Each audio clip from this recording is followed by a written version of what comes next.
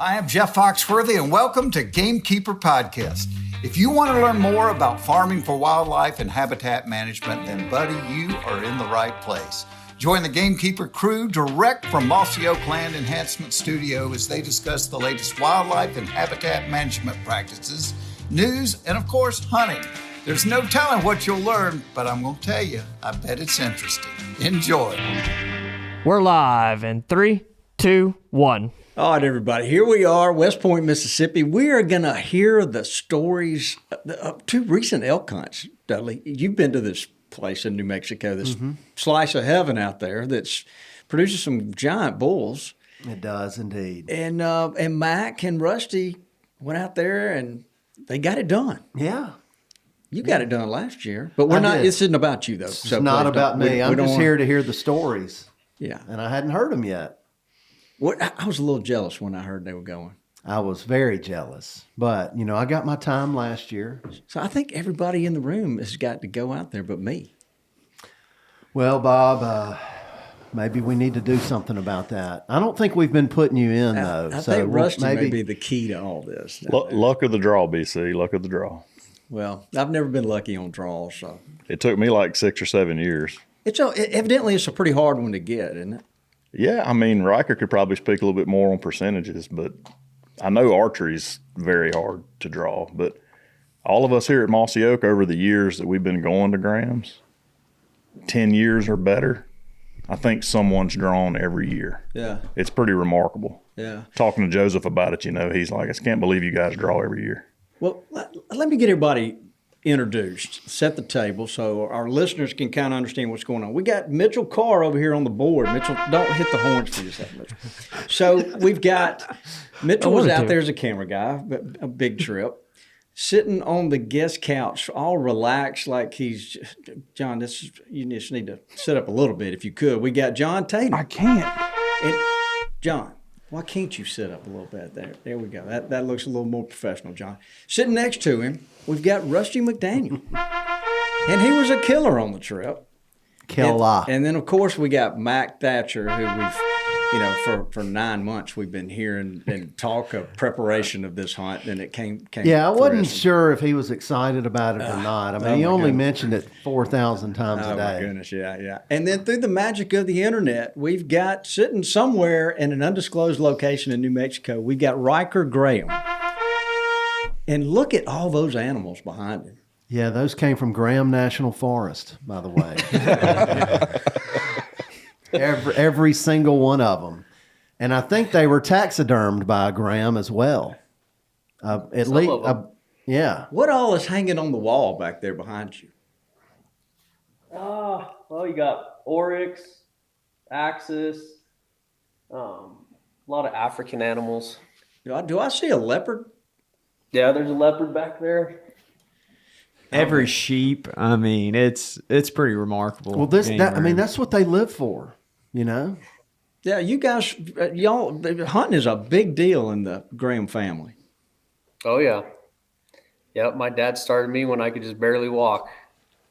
But we're not talking about going squirrel hunting. We're talking about big game hunting to the nth degree. Yeah, I think that family has the coolest business model ever. You know, they get to hunt for a living so they can afford to go hunt themselves in other cool locations. But their location is so cool, you know, people keep wanting to come back. They're so good at what they do, people keep wanting to come back. So that allows them in their spare time to go and hunt other cool species all over the place. I mean, what a life. So, Riker, tell us, where's he talking about? This is in New Mexico. Where in New Mexico? And what's the name of y'all's guide service? Tell us a little bit about that. Yeah, so we're based in South Central New Mexico, right here in a town called Ruidoso, New Mexico. And this is where we started the business, the outfitting business. And we've just been taking people for many years, and it's just been growing and growing. And now we're almost at max capacity. So it's been good. Rusty, having him on the podcast, doing this podcast, is it going to hurt my chances to get drawn next year? I think it would help, actually. Okay, well, let's proceed with this thing then, if we will. I have watched these, y'all send these pictures, they're unbelievable how big they are. And this is on public land. Rusty, what is your experience with this place? So over the years, I've been a part of the logistics of all of it with my job, and getting folks applied, and getting Riker and Joseph the paperwork and stuff for everybody throughout the company when we make a decision who all we're going to apply and stuff, and it's just been incredible to see the success rate. Of course, field producers go out, we film them every year, get great Western content, and to your point about the quality of the bulls is what just blows me away. The fact that Riker and team, they go after mature bulls. I mean, we were there during the muzzleloader season, 5-day hunt. Everybody killed, and every bull was mature.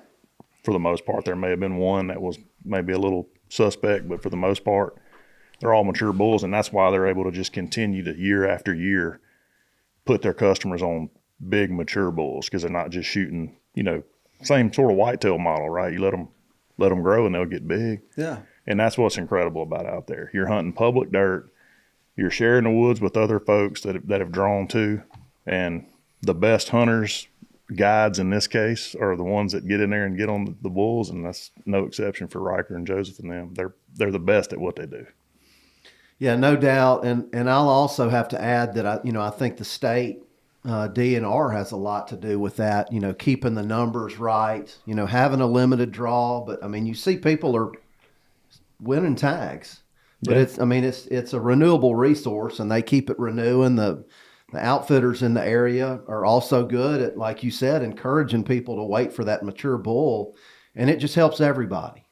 No question. Sustainable. You talk about drawing tags. Is that the only way to really, for somebody who's not a resident of New Mexico? Riker, I'm kind of looking at you too. So you've got to draw to get a tag out there? Well, that's one way you can do it. Not necessarily. Yeah. So we have guaranteed tags that you guys can come on, but they are more expensive. Typically we tell all of our clients, if you want to come guaranteed, we can hold a spot for you, but let's also put you in the draw to see if you're lucky enough to draw a tag, which will save a lot of money. What is a mature bull out there? Rusty's talking about y'all killing mature bulls. What are y'all looking for? We're typically trying to kill those bulls in the 7-8-year-old range and above. That's when they reach their full maturity. So you see a lot of bulls that are, 3 and 4. Had to make Mac pass on a couple because he was getting a little trigger happy. Oh yeah, I can imagine. Yeah, so 7-8 years old. That's kind of an older animal for sure. Yeah, no doubt. I mean, and those guys know what they're looking at as far as body size and kind of how the bugles sound. But for the most part, from what I've learned, kind of listening to Joseph and Riker, they can tell pretty quick by the antlers, the mass, and then the length of the horns and the fronts and how deep the backs and stuff are. Riker jump in any minute, but it's never a hesitant moment. They'll go, that's an old mature bull shooter. We're going to go after him. And it's never kind of like with us and whitetails. I'm not sure. He may be old enough. Can't really tell. It's more cut and dried out there on those big bulls, in my opinion. Oh, and that was one thing where you'd hear one bugle, and I mean, I can't locate a bugle, but Riker would be like, he's over there on that ridge, and I'd put my binoculars on him. I'm like, man, that looks like a good one to me. And he was like, no, it's just young 5x5. And so there was the just constant. I mean, we were in elk the entire time. It surpassed extremely high expectations for me. So would you say that having a guy like Riker kept you from shooting an inferior animal that you probably would have got excited about and shot had you not known any better? I don't know if I would have been in the position to shoot a non-mature animal if it wasn't for Riker, but being in the position, absolutely. I mean, I don't know how to gauge them. I mean, they're huge. I mean, they look like a horse. You can tell on a antler size, but I mean, we're filling freezers. The antlers aren't gonna, put food on the table for me. So I had the only number I had in mind, if I was going to talk about a number, was going to be bigger than Dudley's. Oh, that was the only number that I had. I said, okay, if we're going to hit the point where it's close, I want it to be bigger than Dudley's. But that's all I care about. I get that for sure. You got to think us Southern boys going out there on a hunt that you're not going to do very many times in your life. You just want to get one, So Yeah, you want to get a good representative of the species. So Mac and I weren't going to be picky for sure, but you know what we say around here, don't guide the guide. So Yeah. we were kind of at their discretion. So, Rusty, why don't you tell us your story? Why don't you start?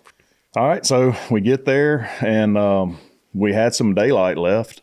So we go shoot the guns, typical protocol, go on a hunt, check your guns. These are muzzle loaders, right? Right, muzzle loaders, open sights. In just recent years, a couple years ago, New Mexico made a change. Used to could have scopes, and now no more scopes, which is fine. Adds a element of challenge to it, I guess. Obviously, got to get them closer. So we checked guns, everything's on, and there was some daylight left. So Joseph kind of said, "Hey, do you want to go ride, go up top and look and glass? I got a spot I want to go check again," because he had glassed it the evening before, and was kind of pleasantly surprised that it was a bunch of bulls in that area. So we drive up, zigzag down this road.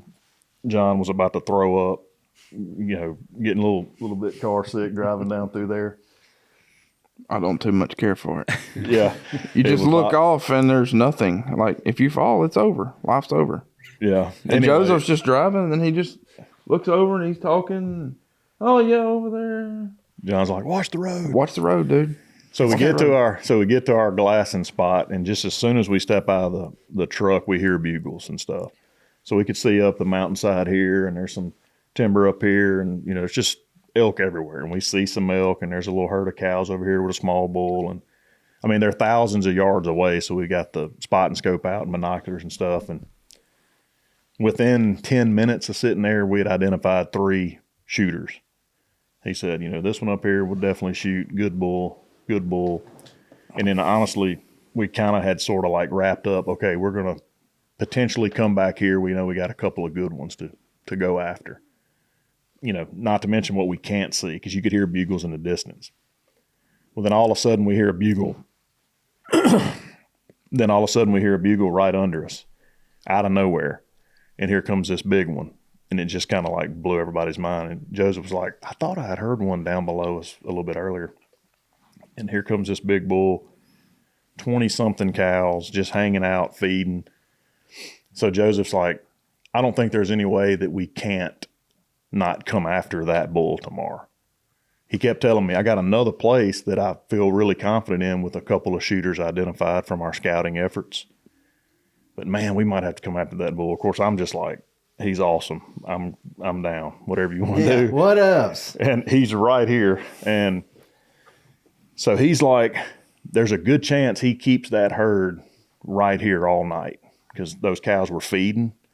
He said he's going to keep them here all night. We could possibly get lucky and come in here and slip in underneath him and get a bullet in him, hopefully early. And that's exactly what happened. There was 2 or 3 other trucks there. We literally were walking in with other dudes. They kind of went this way and kind of went up. We stayed low. Did y'all you didn't have to tip your hand or say, "Where do y'all want to go?" Where any of that? It was just. No, we were actually parked, sort of getting ready, throwing backpacks on, getting camera gear and stuff. And here come 2 or 3 dudes just walking by. It wasn't any That we beat to the spot. Wasn't any comments or anything. There you go. Etiquette is gone at this point. Yeah, we got there first. And they parked behind us and walked past us, like in a very hurried fashion. So we just, Joseph said, "Get your stuff. Let's go."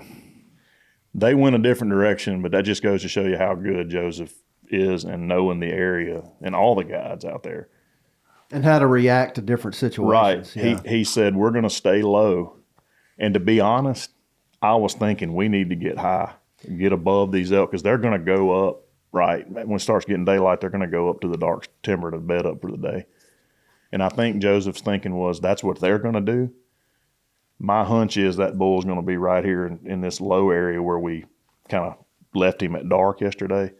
Let's slip in there, see if we can identify him and get a bullet in him. And possibly before the thermals change. Right. And not only was he glassing the evening before with his eyes, he was scouting with his ears. That's another thing that I took away from this. Those guys can identify different bulls by the bugle. So we ease in there, and we're early, and it's dark, and you got skylight and you could see backs of cows and calves on the kind of crest of the mountain there. And we're just in a little 2-track down low, hadn't walked that far. And we're hearing bugles everywhere. And then he hears a bugle and he looks at me and he says, "That's our bull." I had no idea because he identified that bugle from the evening before, and he said, "We're in the right place. We just got to let it get as quick as you can see to shoot those open sights." He looked at JT and said, "And as quick as you got camera light, let me know, and we're going to stay low, and chances are we're going to get our eyes on him before he gets up over top." That's exactly what happened. We're sitting there waiting for camera light. You know the deal. Typical deal when you're filming hunts. It's black dark. I'm looking down, got my muzzleloader on the sticks. I'm like, all right, can't quite see my sights yet. And then there's elk all up on the hillside. I mean, some of them were within 150 yards of us. Smaller bulls, and all of a sudden one bugles, and he goes, "That's one of the other shooters right there." Like at 150. He goes, "But we're not going to rush to him yet because he's not quite what this other one is." It's first day. So finally it gets light. All right, let's make a move. So we start walking. And all of a sudden, 5 or 6 cows and calves just kind of fall off the tip of that mountain into that 2-track where we are. They just kind of were naturally moving that way. And they look at us and go, "Oh, what are y'all?" And we're like, "Dang it." And they didn't spook too bad. They were like 80 yards from us. They just kind of walked away from us. He said, "All right, they've seen us. Let's let them get over the edge. We're going to ease up there, get on the sticks, and he's going to be right there." That's exactly what happened. They had went down and up. We're going up the other side, and this is an open, kind of real grassy, pretty mountainside right there. And 25 or 6 cows. Yeah. There was 26 cows, but let me describe the place a little better. It was one big face with a finger coming down. So we couldn't see over that finger, but we could see them on the finger, but we couldn't see all the way to the top. So we needed them to go over. Right. And then there's a big bowl, and that's what we were waiting on. So they get all over the top after the 3 or 4 of them saw us, and they just kind of hurried on over. Well, we get to that tip, that finger, and that we could see the entire bowl and up the other side.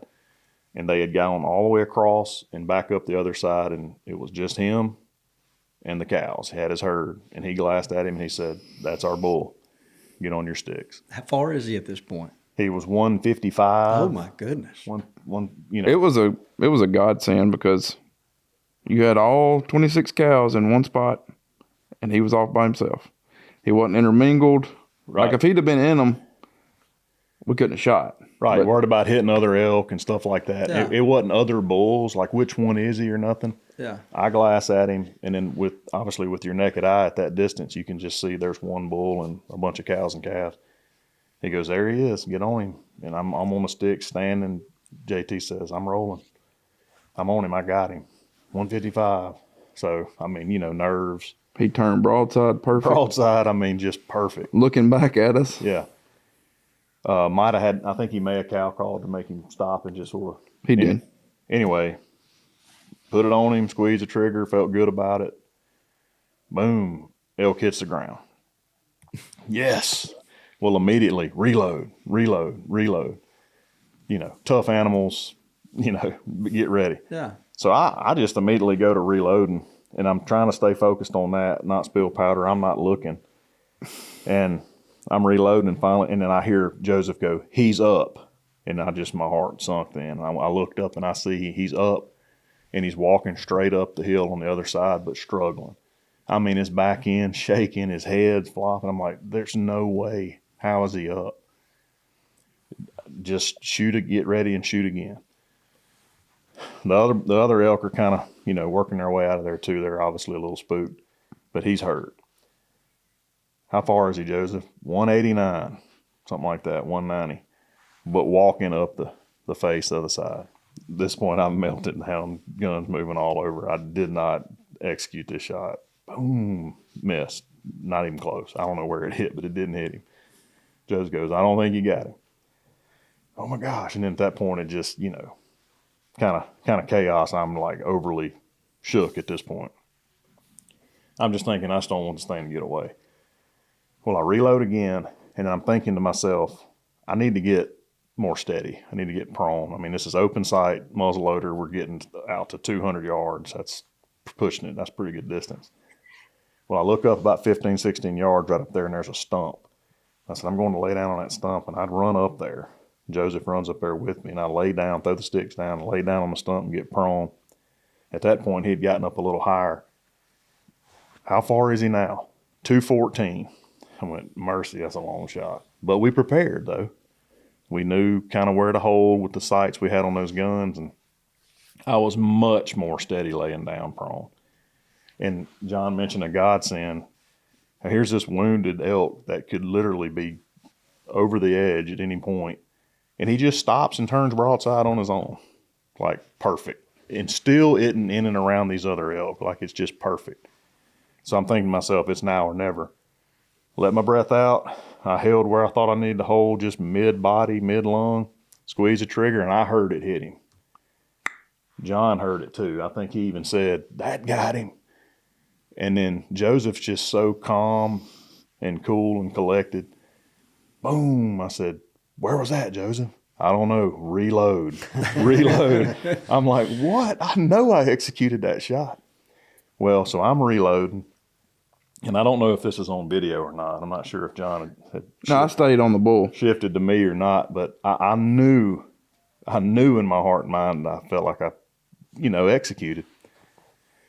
Reload, so I'm up on my knees, and I pull out my next reload, and I had been completely melted down at this point. So you got the little reload with the powder on one end and the bullet on the other. Mm-hmm. I just popped the powder end open and just poured it in my hand. I went, what am I doing? And then I was like, God, and I pulled another one out. And Joseph, about that time, he goes, oh, you hammered him. There's blood pumping out of his side. He's fixing to go down. And then I just stop reloading, and I pull up my glasses, and I'm looking at him, and then, he does the deal. He actually backed up. It was odd. He just went in reverse like 10 yards, basically where I shot him, and puts his front side down first, back end stays up for a second, back side goes down, and he lays over on his side, and he was done. What a relief at that point. Oh, I bet. I mean, I couldn't believe it. And then, of course, elated, and Joseph's right there, and we're hugging and high-fiving and everything, and then, it took, how it is. It takes you a little bit to kind of soak it in and like, what just happened, 5 or 6, 7 years, whatever it was, I had been putting in with all of our group that we put in every year at Mossy Oak, anywhere from 12 to 18 guys around here we put in. Well, somebody draws every year, and I just hadn't pulled it yet. What just happened this year, it was mine and Mac's turn, and I just kind of felt like it all come to fruition, finally got my opportunity. Well, we get done and go check him out. Just a tremendous bull, 300-something inches, whatever. And we scored him just because, and he was exactly what your bull was. Oh, heck yeah. 336, big 6x6. And Joseph was like, this bull is just really big. This is an excellent representative bull. And we got him all broke down and, took several hours, got him out. Mules came and helped and all of that. And that whole process was awesome. And we're riding back, and then Joseph just kind of out of the blue goes, well, Rusty, I'm sorry, man. I said, what are you sorry for? Sorry that you only got to hunt 15 minutes, and we didn't really get to show you an experience, the New Mexico experience. I said, you certainly don't need to apologize to me, but I kind of had that thought already. I'm like, dang. But then I'm like, you know what? We're okay.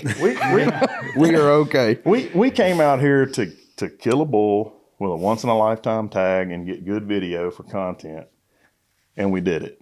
Whether it happened in the first 15 or the last 15 or anywhere in between, we accomplished that goal. Yeah. So, and the bottom line is, me and JT realized, too, that the physicality of that hunt was really going to smoke us. It was going to be really hard. I mean, we were going to be able to do it, I think, but it's a physical place. It was also a relief to get it done early, So, Rusty, Jon Tatum is legendary for having to use the bathroom in the mornings before a hunt. Did that happen this time? Yeah, no, absolutely. In that 15 minutes from the truck to the bull, John had to say, hey, y'all hang on.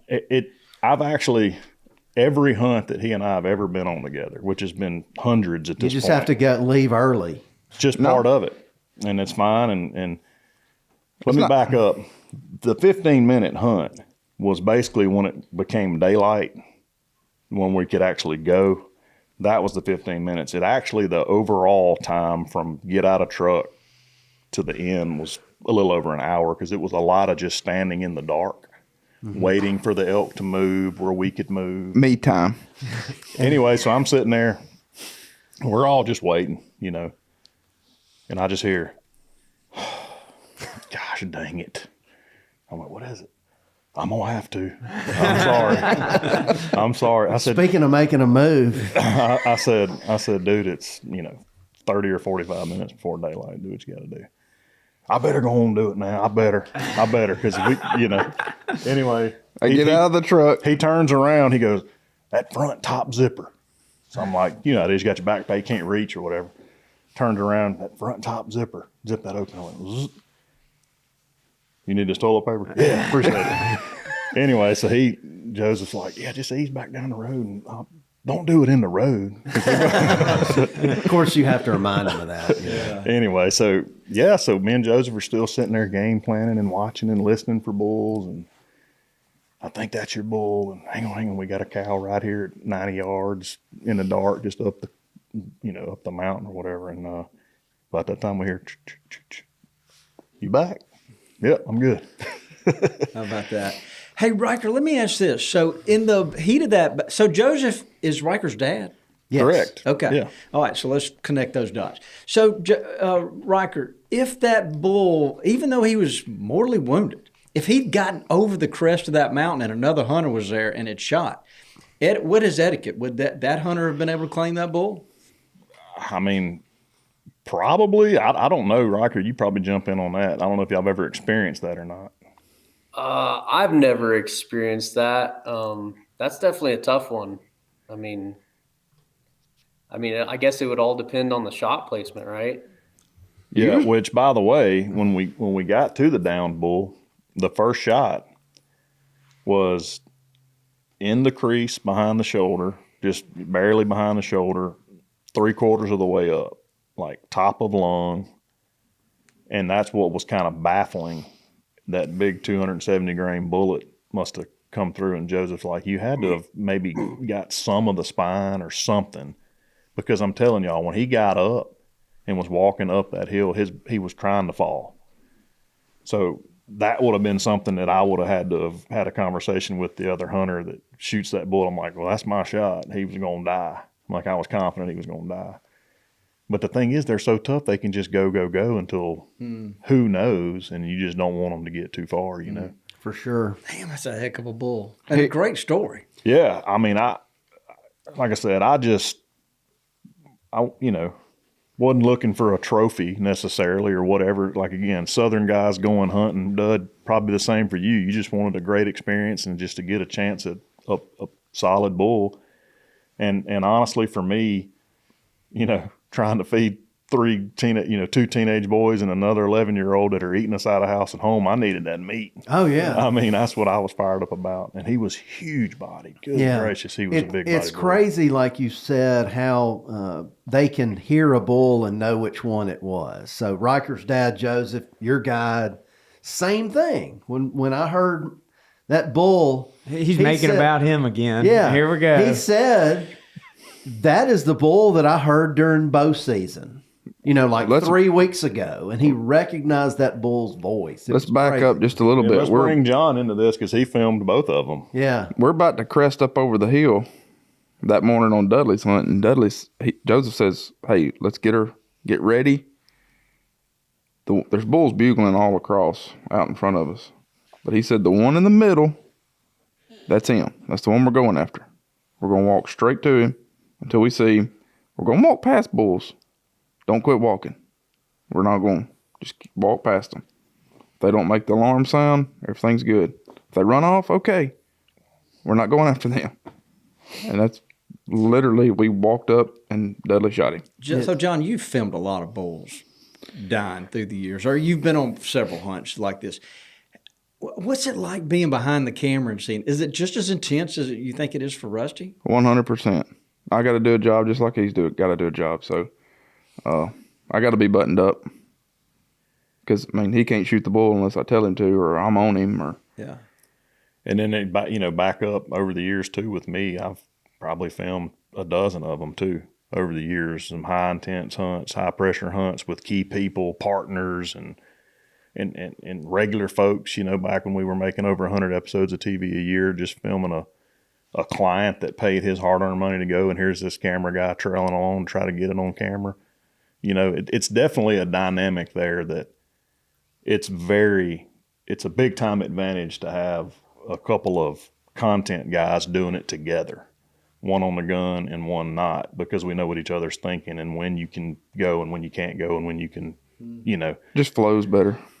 So yeah, I mean, there's an added pressure obviously with cameras, but it was much less pressure because I know what he's thinking. He knows what I'm thinking because we've been doing this together for so long. What's easier to tote, the rifle or the camera? The rifle. The rifle all day no long. doubt. Yeah. That boat anchor ain't no fun to tote up the hill. Yeah, and we can get into more of this story later whenever we transition into Max, but I'll just preface it with JT and I went in to help Mac and Mitchell and Riker whenever Mac killed his bull. Of course, I wasn't taking a gun in, but we were taking extra camera equipment in to help shoot other angles and help do the whole production part of it and tote meat out and stuff. And we were about to die going in there. I'm talking, it was straight up. And finally, I just said, we were trading the backpack back and forth. The dang thing weighed 50 pounds with all the lenses and all that mess in. Mitchell can talk about how much them backpacks weigh.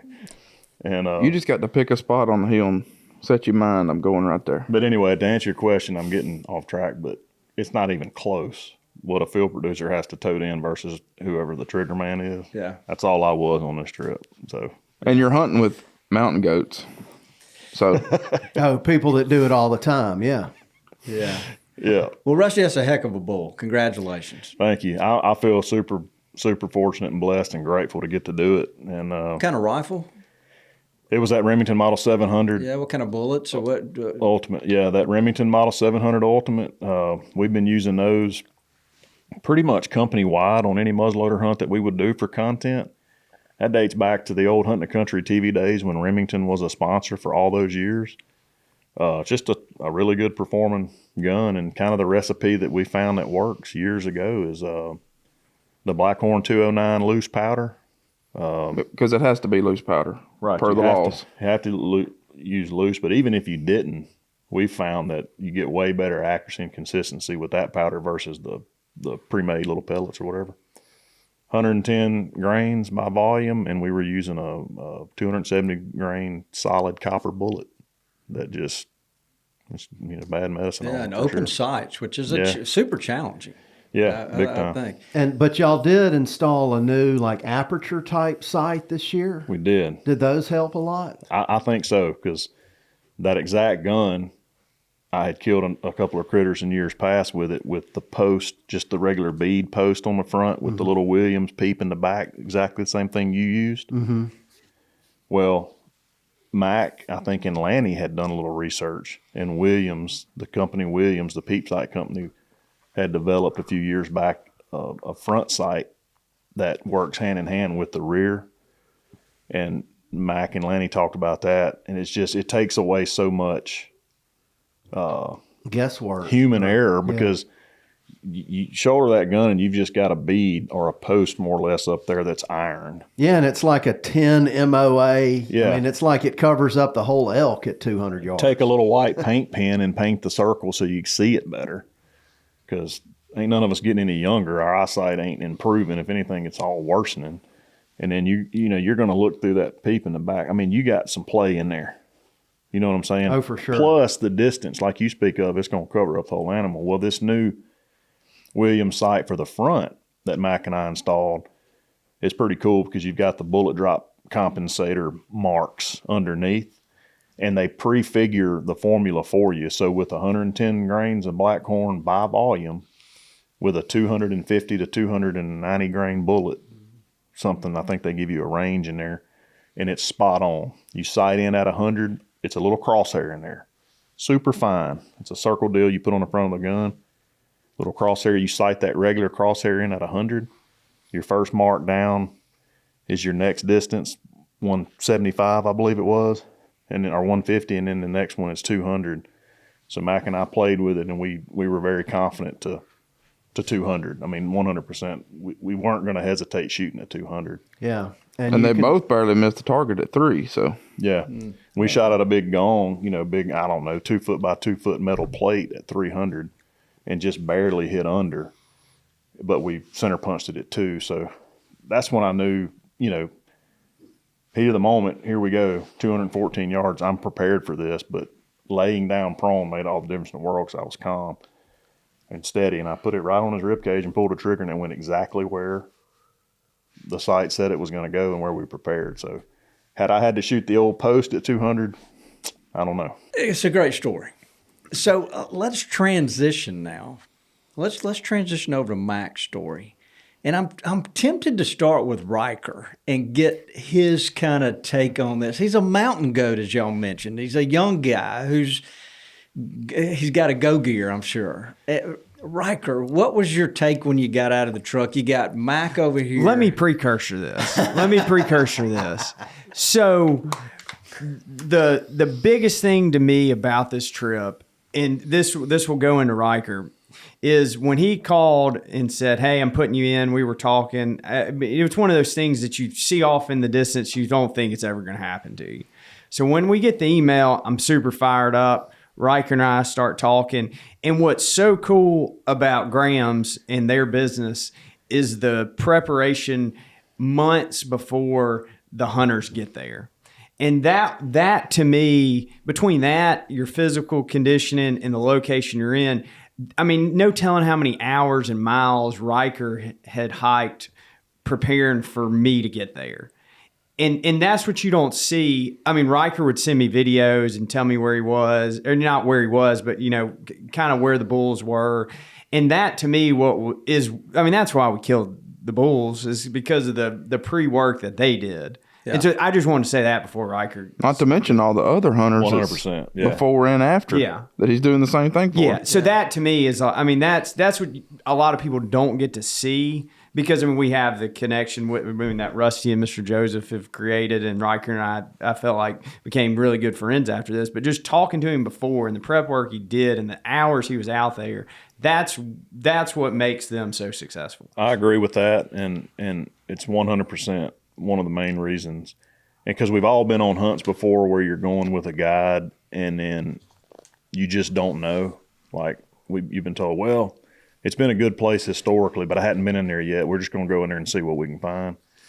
Not the case here, because they work so hard and are that passionate about like putting their customers, their hunters on bulls, that they go pre-scouted out. And when you leave the camp that morning, you're going after a bull. You're going to be in them. Like it's not a question. Yeah. And that's awesome. So Riker, let's get your perspective on Mac's hunt. Yeah, so definitely a lot of scouting leading up to it. I mean, like Mac said, I was sending him a bunch of videos, and I just knew where the bulls were, knew their patterns. And I told Mac before he came on this hunt, I said, "You better get in shape." I said, "This is no joke." Because I've been doing it every year for my whole life. So but for someone back east, they're like, "Oh, I'll hike get on the treadmill a little bit, and work out a little bit." No, you got to fully commit and work out hard. And like I said on the last podcast, the more physical shape you are in, the better your hunt's going to be. And it's more enjoyable when you're in good shape. Oh, right. Yeah, I would imagine. Did you do a lot of preparation, Mac? I prepared enough where I fractured my back in preparation to this trip. Yeah. So, and I was talking to Rusty and John about that going out, and I was like, I really don't want to tell Riker because I don't want it to change the game plan. I was working out and I'd been having back issues. I thought I pulled a muscle and was going to get a steroid shot before we leave on this trip. And the Monday before we leave, and they're like, "Oh, we're going to run an x-ray on you just to check everything," and run the x-ray. They bring me back in the room, and not 5 minutes later goes by, the nurse practitioner comes back in and was like, "We need to run another x-ray." And I looked at her and I said, "What's wrong?" She said, "You've got a fracture in your L3. 3 days before we're heading west to go on this elk hunt. And so, yes, I definitely prepared. I felt like I still could have prepared more. I mean, to be honest, I mean, I felt like I did okay, but it's something that you need to shoot and you need to walk and you really need to prepare for it. It's not just get out of the truck and go. My biggest thing on it, from having done a good many elk hunts over the years with a camera and stuff, is being from where we're at.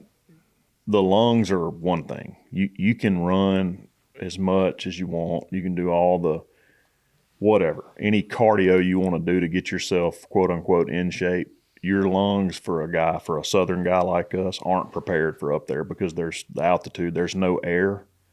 You can be in shape and walk 10 yards and literally be breathing for something that's not there. So it's like a 2-day acclimation period for your lungs, regardless of what you do down here.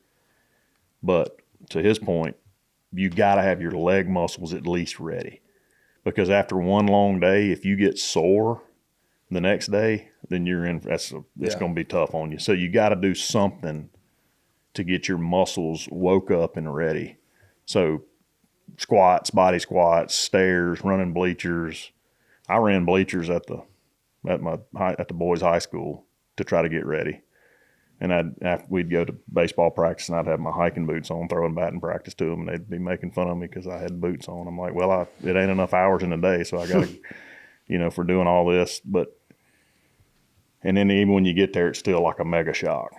Like that first day, Dud, you could probably, and Bobby, you've been on some too. That first day, it's just like, gosh, I feel like I didn't do anything. Yeah. But just imagine had you not done anything. Yeah. The guide, has to sit there and wait, and you suck air for like 3 or 4 minutes, and then you're like, all right, I'm ready to start going again. And then you go up and you suck air. So tell us a story, Mac. We get there, we shoot the guns. I feel good. I probably shot 50 plus rounds leading up to the trip. And I didn't do that until closer to the trip. And my wife knew that I'd been working out. And I wanted to be physically prepared. I figured I was going to be okay between the ears. I just wanted to be the best shape I could be in. And she looked at me and she said, Mac, you're hard-headed enough, you'll be able to hike up that mountain. She's like, you need to go shoot the gun. So I kind of started, I felt like I was at a good spot. So I started shooting. And that was my first time really shooting a true black powder muzzleloader. And it was really enjoyable. There's a lot of variability with it, whether it's a clean barrel, a dirty barrel, how many shots have you fired through it? Is your powder right? Is the bullet right? The sighting of the aperture. There's a lot of variability. And Riker can speak to these mountains. We weren't in hill country. We're 10,000 feet elevation? Yeah. Rock slides. I told them that they could start advertising it as Kilimanjaro's briar patch. It is intimidating. It really is. And then, Riker, the scouting that he did prior to the hunt, he knew. How did you pick that area we went to? How many different places did you check and all that? Oh, I checked a lot of different places. And, year to year it changes where the rut's going on. Sometimes there's just really hot pockets where the rut is just fully on. There's a lot of cows in heat. And so a lot of bulls will congregate in that area. And so that was just one of the areas this year that, it was happening. So. Well, tell us the story. I'm dying to hear it. So from the start, we get out of the truck, and one of the cool things to me is if I went out there by myself, I would have no idea where these trails are. You can say, okay, I want to get to the top of this mountain, but how you get there, how you traverse it, where, we would be walking and I could be like, hey, we need to get like 20 more yards this way. And we'd get there and there'd be a trail that you never would have been able to see. And it was, grass piles that were like ant hills and rocks that were like broken bricks. It was some rough country. And Riker, told me afterwards, he was like, this is one of the tougher canyons, and that's why the bulls are in here. because it was. And so to start off, first morning, I mean, we're fired up. We got to do some scouting the day before, which was, I mean, I can't sit still how it is. So when Riker's like, let's hop in the truck and go find some bulls, that in itself was cool. I've loved the mountains my whole life. And being able to just be out there walking around, hiking, getting to see a different part of the world that I wouldn't have been able to see without drawing this tag. So we get out of the truck and we start hiking. And just like Rusty said, I would say the first 200 yards, I was thinking in my head, I was looking down at Riker's feet, and that's all I was doing. And after 200 yards, I could feel the wind. I could feel the air getting thinner. And you've got Mitchell behind Mitchell us. is the camera Yeah, guy. Mitchell's behind us, and we sat there for a second, like probably 5 seconds, and it was like I literally hit a second wind within the first 200 yards of us walking. And I don't know if it was my body acclimating, but I felt acclimated at that point. I mean, everybody's body's different, but at that point I felt good. Pretty much the whole trip, I felt pretty good. And so at that point we're hiking in, it's dark. We get to the top of the spot where Riker wants to glass over this big canyon, and it's bugling. I mean, we probably didn't go 10 minutes without hearing a bugle. The whole time we were in the woods.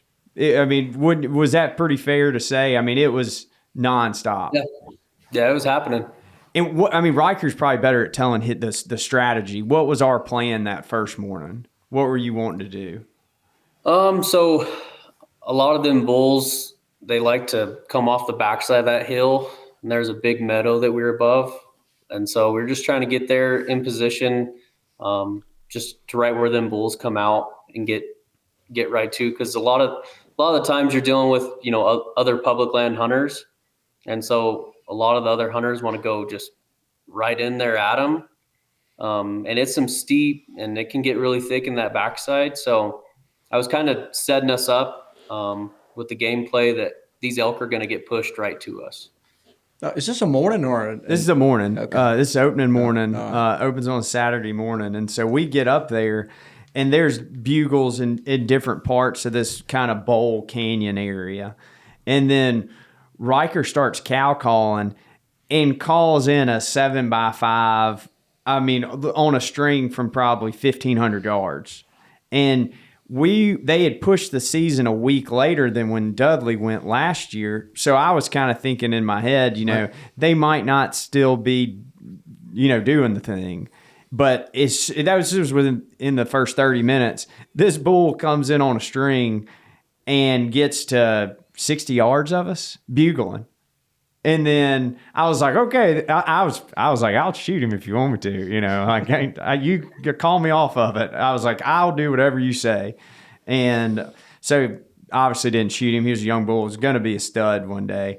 And so that kind of set the stage in my mind of how really unbelievable this place is. So would you say that was like the equivalent of a 3-year-old whitetail that came running up? Yeah, Okay. probably so. I mean, now after getting to glass and put eyes on different, age class bulls, it was a young, Looking for love, came running. Yeah, and Mitchell's there. You got video of it. It's really cool. Mitchell, this is what's your opinion so far? Or is this like you're hearing all these bulls, or are you just like, oh my goodness? It was like a dream come true. Just sitting up there, it's me, Mac, and Riker. I'm like focused on them, trying to film them. And then you can I looked over my shoulder and that bull's coming up there. And it was like, oh, here we are. We've made it. This is like the coolest thing. Oh, wow. All right, come on. So at that point, I don't even remember what happened. It all both days run together. So what do we do at that point? After he eased off, we went... I'm trying to think about what. So remember, there was a bull bugling down to the right of us in those thick trees. Sounded like a mature bull. We never got to put our eyes on him. So we let that 5x7 walk. He went across, and then we slipped down into those trees. and get right down in there on the elk, and we got 60 yards from the cows, but we just never laid eyes on the bull. And so we stayed there for a little bit, glassed up some other bulls, and we kind of just made our way around and back up. And I wanted to go further down the canyon that afternoon because there was a bull that I'd been watching the day before the hunt that was down the canyon. So then we came in at a different angle. And if you want to go on with that. Yes. So at that point, this afternoon, that first afternoon, we knew rain was coming. So there was a little bit of pressure, I would say, like, hey, it looks like we got a day or two maybe of good weather, and then the rest, I mean, looked pretty not ideal, I would say. Leading into the trip, everybody said, hey, if it rains and then shuts off, that could be really good. But it looked like, I mean, pretty serious rain coming for the week that we were going to be there. So that afternoon, we come around, I guess you could say, the backside of the canyon and tried to lay eyes on the other side that we couldn't see that morning. And the rain's kind of hit or miss. We still hear a bunch of bulls bugling, but they were, younger 5x5s. They were kind of a long ways off. And so at that point, we're like, okay, let's just try to glass. And so that's what we did. We just kept glassing. And Rusty and Jon had already killed that morning. And so at that point, the cool thing about Graham's is when someone kills, they go into scouting for the next guy. And that's what I think, that's one of the really cool things to me. So after they got their elk broken down, they were out glassing that first afternoon when it was raining. And so we get eyes on this bull, and we know he's mature, have an idea of where he is. So that's our plan for the second morning. Yeah, I like the teamwork aspect of what I'm hearing. Yeah, it was awesome. And then you see that with every single guide. I mean, Joseph and Riker rally the guys together, and they talk constantly. It's like, all right, my guy's done. Where do I need to go look? Dud, you probably witnessed this too when you were out there. But, I mean, it's just a constant team effort. And next thing you know, it's when the hunter's done, the guide's still working. And Joseph he looked at me and Jon and said, let's go. We got to go find him a bull. So we and Jon hung with Joseph the whole time. And in that first afternoon. We watched them hunt. I mean, we watched them walk, snake their way down through there. Yeah. Just like Dudley and I did the year before. In that first afternoon, Joseph found another, sure enough, good one. And Riker had a good plan B for the next day in an area that had been historically good, and he had spent some time glassing at. Well, that night, Joseph and Riker are talking, and ultimately Riker made a decision, well, let's go after the bull that his dad had found that evening before. Y'all saw some bulls way off, yeah, too. So that's what I was going to say. Riker, I mean, just the eyesight, it's pretty unbelievable how his game of Where's Waldo when he was a kid. I asked Mr. Joseph, I was like, was he just a stud at playing this game? Because he spotted these bulls fighting, sparring off at 7-8 miles? Yeah. And he was like, we could go in there and kill him. He said, you see as far as you can see the tallest mountain over there? I was like, yeah. He said, there's 2 bulls over there fighting at 7 to 8 miles. So he drops a pin on that. We ended up not going, but he sent one of his buddies, a fellow guide. Brennan. And then guess what? They go in there and kill one. His customer killed a good one. Right. So it's like no plan's a bad plan. Like, oh, yeah. That night they were like, okay, go after the bull Dad found or go after the bulls I spotted from 20 miles off, And it was cool because they were, Rusty and Mr. Joseph and Jon they were looking at that same canyon we started in. We were just on the backside of it where we couldn't see we were just everybody's using their eyes. They're like, all right, you look at this, you bridge top, we'll look at this one. And that way you kind of can cover all your bases. So at that point, we had a game plan for the next morning that you feel pretty confident when you get in the truck with Riker, go kill a bull. All right, well, let's get to the next morning. So we went in a different route, right, than we did the first morning. The second morning, we went in a slightly different path. Yeah, just a different path, but going into the same spot. And so we get there, and it's pretty foggy the second morning. And we got up a little earlier, and we get to where we want. We're sitting on this trail, and we can see the ridge that we're pretty sure the bull and the cows are going to be over. It's finally breaking daylight, and we're sitting there kind of catching our breath, kind of getting an idea, feeling where the wind is. And it's breaking daylight, and 2 cows come over the ridge that are coming on our side of the ridge. And they were at 200 yards and winded us. So Riker's like, okay, they go back over the ridge, and when we get over, we're going to let them ease down, and when they calm down, we're going to glass over the ridge. So Riker sneaks up there and lays eyes at the bull at that point and gets a game plan. And you could speak to that, Riker. Yeah, so as soon as we crested over, there was 6 to 7 bulls right there, ton of cows, but the bull that we were after was much further down. So we kind of had to wait for those cows to kind of move off a little bit, and we were using the fog a lot because the fog would roll in and then it'd roll out. So as soon as that fog would roll in, we'd go down the hill, and then as soon as fog would roll out, we'd stop and wait, and the fog would roll back in. So we kept on dropping down, laid eyes on the bull we were going to shoot. And it's steep, nasty country. It's no joke. And got down there, found the bull, and, got to 200 yards. And I asked Mac, you comfortable? And it just, the bull stepped away and it just didn't work out. And then there was actually another bull down below us. So it was a good bull, and just, he was a little bit too far, but he was working back around the mountain, and we had my dad and everyone else over there spotting. So they were watching the bull, and he kept on working around.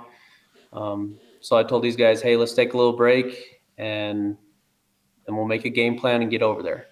So we slipped up the hill, kept on making our way over there. We're coming down on the bull, and, my dad's like, he's 150 yards below you. Well, the brush and everything is as tall as you are. And so I'm looking, I can't see him. And so keep on slipping down. And he's like, he's 70 yards below you. And I'm like, I can't see him. There's brush this high. I'm standing up on top of a dead log trying to see. I can't see him. And then when you're looking from a distance like we were, like John and Joseph and I were, it's just like, there he is. Yeah, just right on top of him. Why don't they just go kill him? And you just have no idea how vast and rugged and steep and like he's talking about it is. And like, where are they at? And then Joe's go, oh, they're right there. And you're glassing and you get in his spot and scope and look. And even through the spot and scope, they look like specks. And like, it just gives you a perspective of what that, like they were in some stuff now. I'm talking just blow down craziness, blowdowns, high, just rock slides. Yeah, and then of course you just don't really understand the perspective watching it from thousands of yards away. Like, well, we see the bull through the spotting scope. You can see them both in the spotting scope. They're right there. They ought to be able to get a shot. Not even close. And when Riker says hill, he's talking about a black diamond hill with rock slides. Like, it's not a southeastern hill.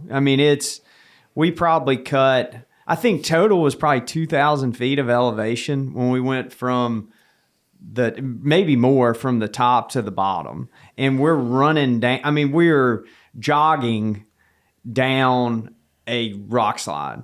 Boulders. It's rocks, boulders, trying to get a shot on the bull. And it was thick. It was briars. I felt like I was at home besides if you almost could, it was hard to stand up walking and jogging down this hill trying to get a shot on this bull. Riker looks at us. It was a pretty intense 3 hours cat and mousing with this bull, having a shot, not having a shot, getting the camera on him. It was a high pressure situation. It really was. I'm surprised Mitchell still considers me a friend after this hunt, and he might not. So It was high pressure, high intense. We're out there to get a job done. Riker looks at us. The bull is still bugling. And we're in the bottom at this point, and you look up, you're like, golly, we had the elevation, and now we do not. And he's like, let's just take a break. And so I'm sitting there eating some snacks, drinking some water, and Riker is steadily glassing. I mean, he's taking a break too, but he's still planning on the clock per se. It wasn't a break. He didn't break, and we're there for probably 30 minutes, 45 minutes. And Riker looks at me and he's like, hey, he just bedded down. And at this point, it's probably, I think, 11:30, maybe, roughly. And so he was like, all right, he bedded down. And of course, I'm asking him 1,000 questions. I'm like, okay, how long do they typically bed down? What are we going to do? What's the plan? And he was like, all right, we need to get our stuff back together. And we got to hike up this mountain. He said, if we can get up there to the spine, we'll be, under 200 from him. I think a lot of it is physical preparation, but me personally, I would say it is 50% physical, 50% mental. Because you're pushing your body to a point, at least for me, it was the hardest thing I've ever done physically. But there's mentally, it's one foot in front of the other. There's not a helicopter going to come get you on the Blue Cross Blue Shield insurance that we have. It's getting, you got to get it done. And it's literally as simple as put your right foot in front of your left foot and pick out a spot and get it done. So this is funny. So Riker's like, all right, let's hike up to the top of this. We get about halfway. Riker, of course, is leading the charge. And we're sitting up there. He and I are talking. Mitchell's behind us coming up. And he's like, I think that's a shed down there. And I don't know how far. 800 yards back down the mountain, maybe probably farther than that, 1,000 yards. So we're halfway up this thing. And Riker's like, I'm going to go get it. And he hikes down there. We'd already conquered half of it. And you're about to die. And he crawls back down the mountain, gets the shed, and comes back up. I'll get to that will come back up at the end of the story. So at this point, it's taken us, I think total, it probably took us, 2 hours to get from the bottom to the top? Would you say? Probably an hour and a half. So we finally cut, I think I did it on my own X. It was like 1,100 feet of elevation, but it was probably rough. But so we get to the top, and Riker looks at me, and we've got it whipped at this point. Bull's still bedded down. We're under 400 yards from this bull. We're in the money game. The game is on now. And Riker looks at me and said, I don't like the wind. He said, I think this mature old bull, that wind he's going to bust us. And he just hiked the same stuff we did. We're within 400 yards of this bull. He could have easily said, let's just test it. It's day 2. We're already, whooped. We had a shot, didn't get a shot. He could have easily said, let's just try it in his head, but he didn't. He said, we're going to have to hike out, hike back down, and then hike back up. And it's probably 12:30, 1 o'clock, I would say. Maybe 12:30, 1 o'clock. So we're sitting there looking. We're 400 yards from this bull. You're telling me we're about to hike down, around, and back up. And this is not a democracy. Everybody doesn't get to vote. No, when he said it, I could feel the wind, and I was like, "You're right." I said that is the right call. When y'all explained this to Mitchell, what was his reaction? I didn't explain it to Mitchell. No, there was Mitchell's vote was vetoed after the second morning. But no, the wind was there. It was wrong. He was spot on. So we hiked down, and thankfully, Mr. Joseph was glassing still. And so he comes and picks us up, and then we swing around this mountain and come at him from a different angle. When we get out of the truck, I have the gun in the front seat in a safe, not loaded, with Riker. Riker pulls the gun out, and the barrel is pretty much spinning on the stock. The forearm or the barrel? The barrel is spinning. The whole, it's all one barrel in action. With that one main Allen screw that holds it to the stock had come loose, and it was just shaking. And it was shaking, moving all around. So at this point, it's 2:30, I would say, and we know we got to hike back up. Mr. Joseph made a good point. He was like, "Hey, the sight is on the barrel," and so Riker grabs a flathead screwdriver and tightens it as best as he could, and got it pretty tight, I would say. So he had pinned this bull when we were at the bottom of the canyon on his own X. And when I talk about the deadly accuracy that he dropped that pin, it was remarkable. So we hike up the mountain he was like, when we get up there, you're going to be inside 100. Mac, I think you should back up and say, when you got out of the truck, you looked at the face that you were about to go up, and it was like looking at that wall. Yeah, I mean, it was straight up. Yeah, I mean, it was. Like they had to grab like roots and just patches of grass just to get themselves at least 3/4 before it started cresting at the top. It was straight up. Oh yeah, I mean, the only reason I know that is that's how me and JT went in after the fact. So I would say it's hiking / climbing trip. I mean, it was all fours. I mean, I'd probably fallen down 10 times running down the rocks. So we finally get back. We finally get up the mountain, and Riker's like, "Y'all hang back. I'm going to sneak up there and lay eyes on him." And then what do you see at that point, Riker, when you crest the hill? Yeah, so as soon as I crested, I knew the general location he was at, so I just started scanning my binoculars, and I glassed up the tips of his horns, just like barely his 5th and 6th. I was like, he's right here. So we got set up, and got Mitchell set up. Are you on him? Yep, on him. All right, perfect. Mac, you good? Yep. I said, as soon as he steps out right there in the open, he's 60 yards.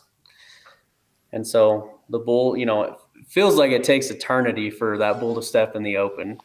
We're just sitting there. Is he still in the bed? Is he still in the bed at this point, Riker? No, he's up and feeding. He's up. Okay, all right.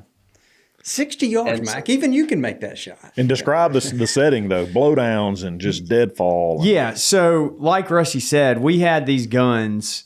Dudley's shot was 150 plus. Rusty's shot was 150 plus. I didn't practice less than 100 yards shooting this gun at all. I mean, that was a mistake I made going out there. That I would say you need to shoot as close. As good as these jokers are at putting you on bulls, you need to shoot at 50 yards. I'm surprised McKenzie didn't. Yeah, I know, right? And so we are in 4-foot tall blowdowns with sticks. And leading up to this trip, all I heard was don't shoot them in the shoulder and don't shoot them in the withers. So that's in the back of your head the whole time. It's like, whatever I do, I'm not shooting them there. And so I can see the bull. I can see his antlers moving, and we are in his bedroom at this point. And he finally steps out. And when he steps out, I can see the front of his nose to about a foot behind his shoulder, and then from about center mass to his spine. So it's a pretty tight window, and there's sticks and limbs and everything kind of in the way. And Riker says, hey, make sure you don't hit a limb. And I'm like, yeah, that's what I'm thinking. I'm going to try not to do too. And so my first shot, I put it where I think is high lung, I would say, is where I aimed. I'm shooting down on him. We're at almost 11,000 foot of elevation, and I swing and miss first shot. Oh my gosh. Shot high. And so I'm trying to reload. Riker's helping me reload. Mitchell's on the camera. And Riker says, aim as low as you can. Wait, did you hit him on the first shot? No, I missed him on the first shot. Back. Yeah, I shot high. I mean, based on my second shot, there's no telling how high I missed him on the first shot. And so this bull still doesn't have a clue we're in the game. I mean, he doesn't move or anything. If anything, he moves and presents us a better shot. That's what's crazy to me. You shot at him, and he's just kind of like, all right, hanging out, and didn't even run off. How long does it take to reload? With Riker's help, I would say we were fully reloaded in less than 20 seconds. Oh, that's pretty quick. I'd say it was a pretty quick reload. So he got tired of you fumbling with it and just took it from you? Well, it was a team because I still had the sticks and then holding the gun and pulling the preloads out. It's a team effort fully. So at this point, Riker is saying, aim as low as you can, aim as low as you can. So I aim about 1 inch above a down log that was in front of him. Still can only see about center mass to spine. And I hit the bull probably 8 inches higher than I was aiming on that shot. The bull goes down, and the trajectory, I guess, of the bullet, I think we most likely hit some spine at that point. We can't see him at this point. It's so steep. There's all this deadfall. Riker and I hop up on one of these 4 foot tall down logs, reload another one, shoot him again, and dispatched him. And at that point, I was telling Riker, I was like, I'll shoot him again. I hear how tough these jokers are. I was planning on shooting him again. And Riker told me later, he was like, man, I really thought you might hit his antler or knock something off So it was pure chaos. But we were under 100 yards from this bull. He put us, right on him in his bedroom. Riker, it sounds like you're a young guy, but it sounds like you were so seasoned. But you're also able to control everybody's emotions in the moment, in the situation, and direct. And it sounds like you pulled off a miracle. Well, thanks, Bobby. Yeah. Well, to move around the mountain and come up on the other side of him, and then Mac, I know you were excited. I know you were. And then y'all had to get Mitchell up there and get him into position. There was a lot going on for Riker. Oh, yeah. I hope y'all tipped him. Let's just say he had to be very patient. Yeah. We can get into more details on that later if you want to. Riker, let's get a little of your perspective of the situation. Patience is a key. I can't kill the bull. Everyone's got to be there, right? Riker, is it fun watching everybody else kind of fall apart? Mac was falling apart.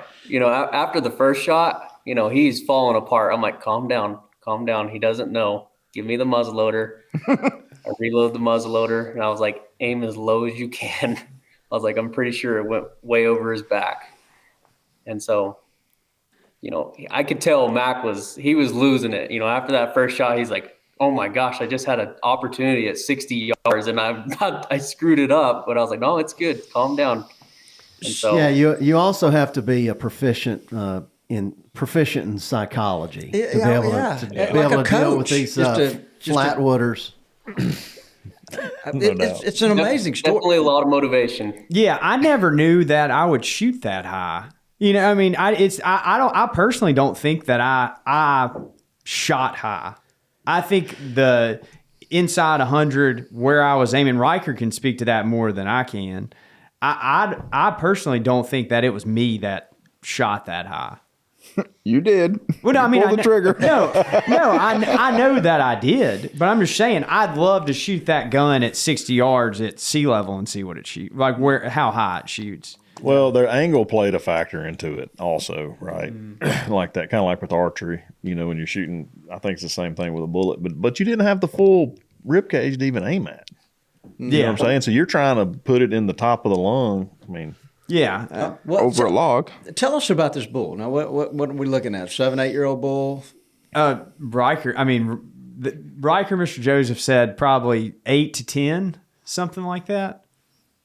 Yeah, looking at his teeth, I would guess him around 10, 11-year-old bull. Oh my goodness! Yeah, he was giant bodied. Mine was a big bodied bull, 7, 8-year-old bull, and when Joseph and I and JT were standing over my bull, it was just someone with Joseph experience was like, man, what a big bull.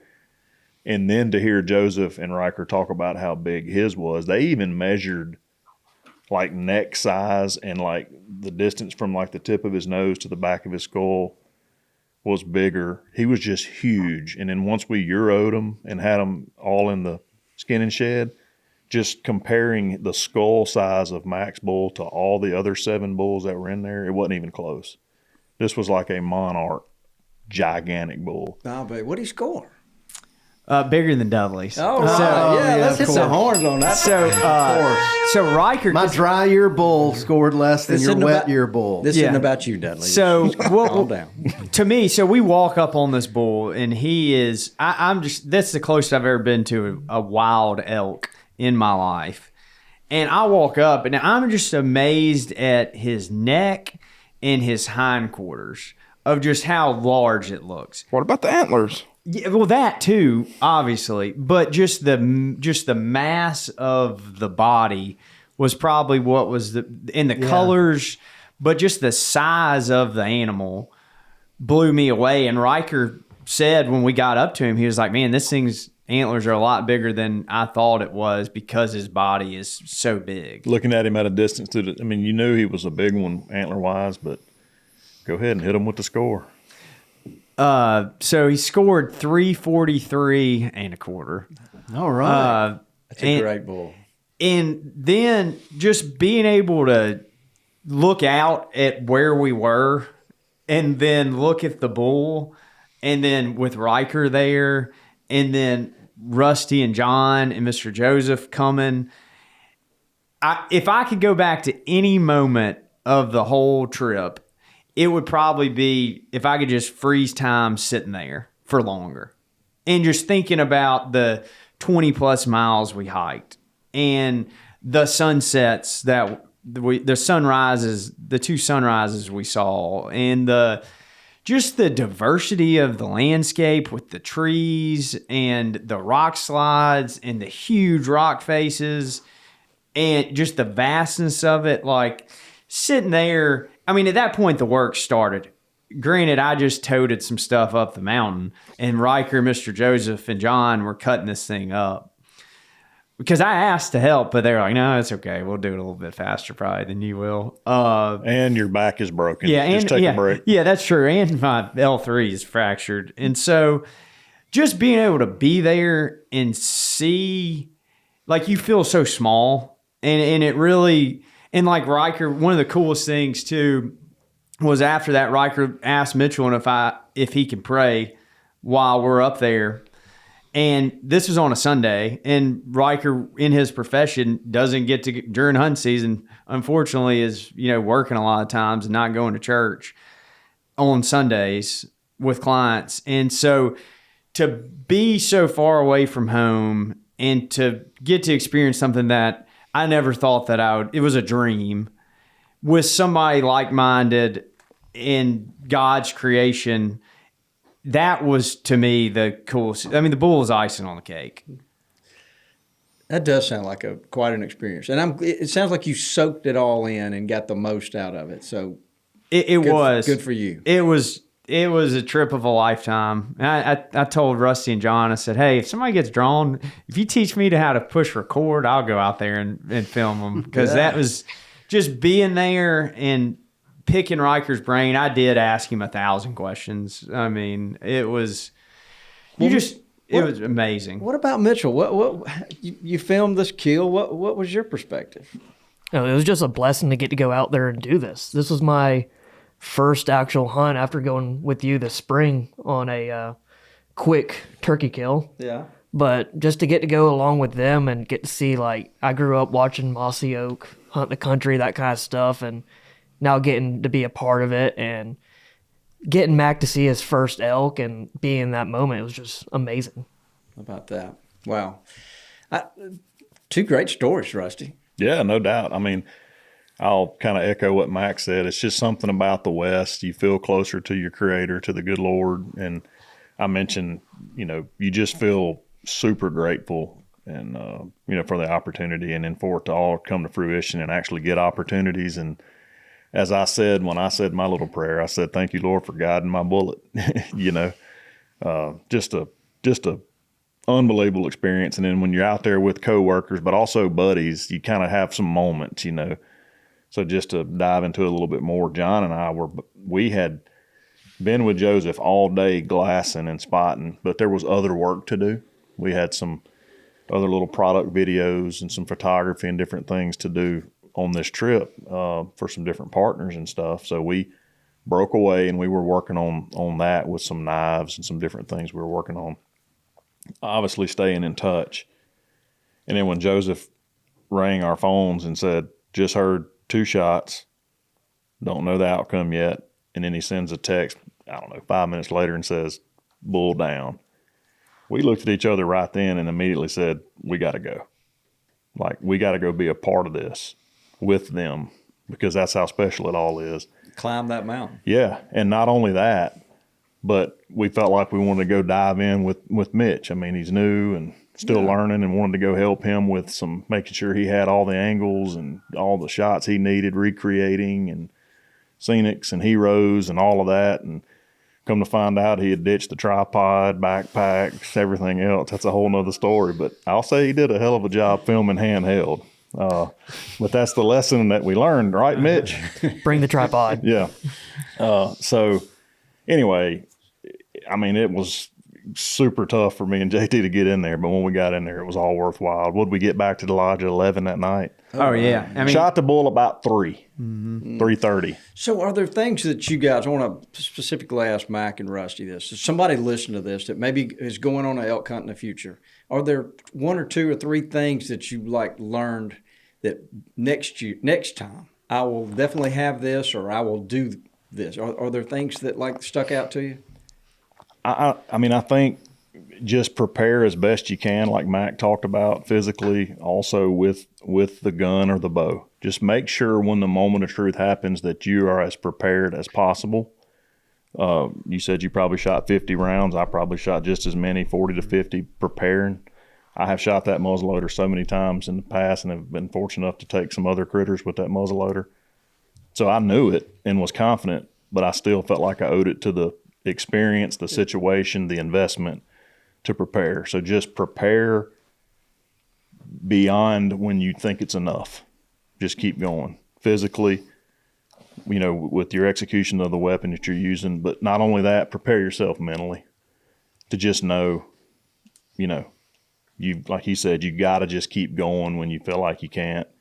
And when you get in the heat of the moment, you get in bulls, there's like an adrenaline thing, kind of like a momentum thing in sports. You know, you get an adrenaline, pops in your body and you can go. And then just be as prepared as possible from every angle and go with good folks that know what they're doing, like Graham's Guide Service. Yeah. You got anything to add to that, Mike? yeah, I mean, I do. I was going to say, I mean, go with a group of folks that know what they're doing and they've done it. I mean, we hadn't elk hunted. We've done a lot of hunting, or I have not elk hunted before. There's no way that I could have gone out there and done it. And then just really the physical aspect and the mental. I mean, you have to be hard-headed to do stuff like this. It was by far the hardest physical thing I've ever done. My back was hurting, but that wasn't why. I mean, it was tough. So would the binoculars you use here hunting deer, will they work out there? Do you need something specific? I mean, they will. We use the loopholes. Obviously, we've been using loopholes for years, but a 10 power by like a 42 millimeter, I think is what we had. That works. I mean, that can good glass. Though is important. No question. Yeah. But spotting scopes are essential because you're looking thousands and thousands of yards away. Mac mentioned Riker spotting them over several miles away. Yeah. Those guys' eyes are just trained like you would believe. The binos are like, I found some elk. The spotting scope is, there's 3 good bulls in there. Exactly. Two that aren't quite ready. Yeah. And a rangefinder sounds like it figures in no too. question. Yeah, No for question. sure. I'd say a good backpack, plenty of food, rain gear. Stay hydrated. Stay hydrated. I mean, it was a grind, but it was so worth it. A good backpack is definitely something you could overlook. One that you can attach across the chest and the waist, where it doesn't have all pressure just on shoulders. That can be a frame or not a frame. It just depends. But it just needs to be very tightly secure to your body. And so it's not get pulling somebody experienced to kind of break down what you do have in your backpack. I think a lot of people will overpack as well. That's correct. Thinking that they need everything when they really don't. And then boots, of course, a good lace-up boot that's broke in and ready to go that your feet like. But to add to that, socks. Just good socks that are going to stay pulled up above your calves and not be coming down. Because when your socks start balling up underneath your heels and stuff, that's when stuff happens, blisters and stuff. Yeah. Practice going uphill, practice going downhill. A lot of people don't think downhill is hard, but that's Very what'll hard. tear your feet up. Definitely will. Tough on your toes and your ankles, the way you have to kind of like navigate down the hill. John, how much toilet paper do you pack on a day's hunt? A roll. One roll. Gets One you roll. there, yeah. Do you take the roll out of the toilet paper to save weight, or do you just put the whole dang thing in there? Put the whole thing in a Ziploc bag so it don't get wet.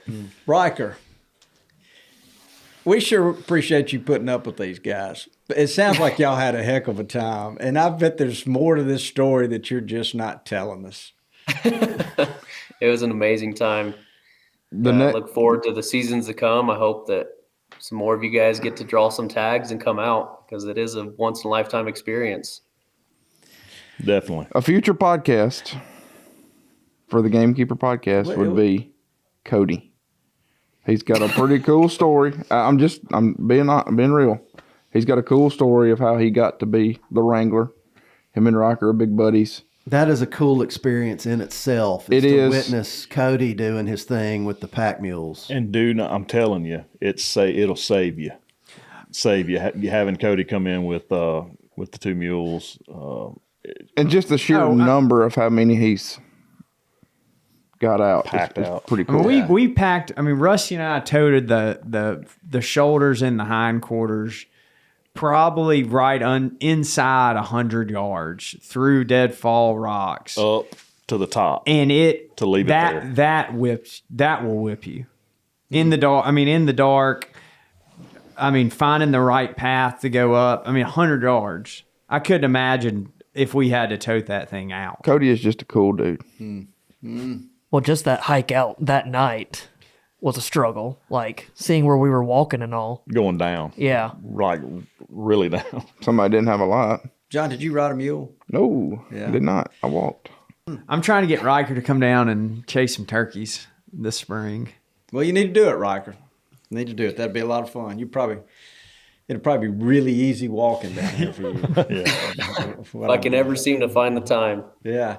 All right, guys. So let's wrap this up. So guys can Google Graham's Guide Service to learn more about what you guys offer.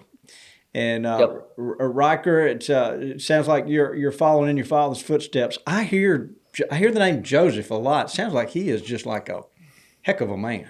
Yeah, Joseph, he's awesome. He's a little bitty guy.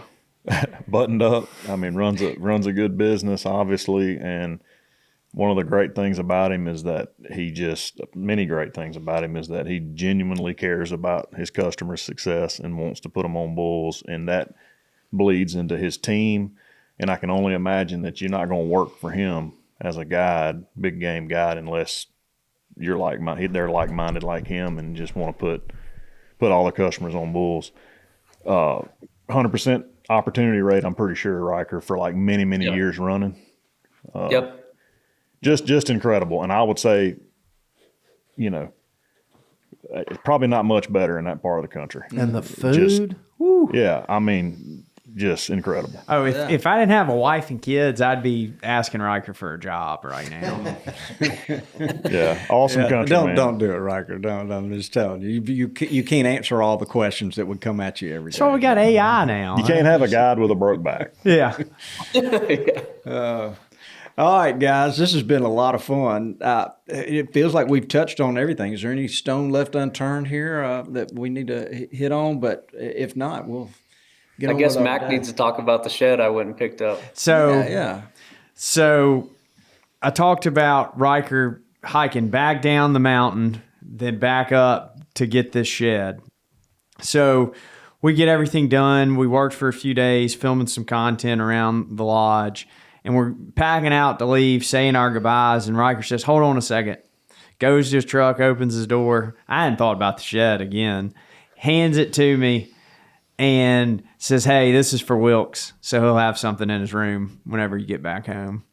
And so that just shows what kind of people they are. Yeah. I mean, and he's got it hanging up in his room, and I mean, he thinks he asked if he could put it in his backpack. It's too big for his backpack. Take to school, show his show and buds. tell. Yeah. I'm like, buddy, no. But I mean, that in itself, I mean, it just shows the kind of people in the class act that they run. I mean, it was so cool. Yeah, it does.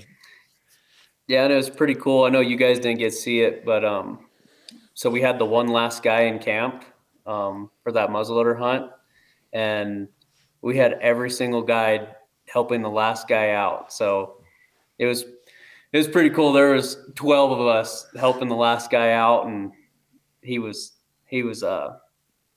pretty amazed by, the outcome. He's like, "All you guides are going to guide me?" And then like, yep. So we're all out glassing, found him a bull, and we're all sitting there. There's 12 of us watching through the spot and scope as one of our guides, JJ, he's sneaking up on the bull, and we all get to watch the bull get shot. So How about pretty that? cool. Yeah, you sign up for a one-on-one guide. At Graham's, they give you a 12-on-1 guide. True definition of team at Graham's Guide Service. For sure. Unlimited pickle juice shots in the refrigerator too. if you True need it. that. True that. Mitchell, you got anything to add?